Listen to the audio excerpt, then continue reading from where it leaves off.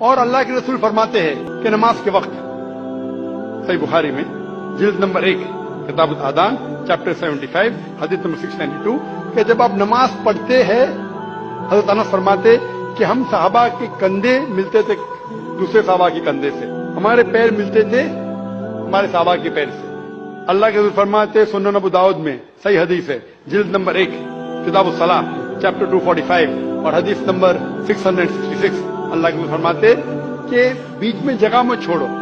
جگہ کو کم کرو اور شیطان کو بیچ میں مت آنے دو۔ اس کا مطلب ہمیں کندھے سے کندھا ملانا چاہیے۔ جو انسان اپنے آپ کو مسلمان کہتا ہے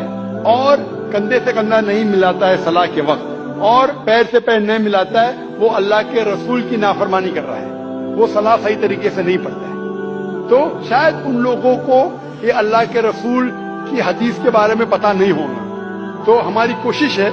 کہ ان مسلمان کو بتائے کہ اللہ کے رسول کی حدیث ہے کہ کندھے سے کندھا ملاؤ، پیر سے پیر ملاؤ، نماز پڑھتے وقت یہ فرض ہے۔ Hope that answers the question.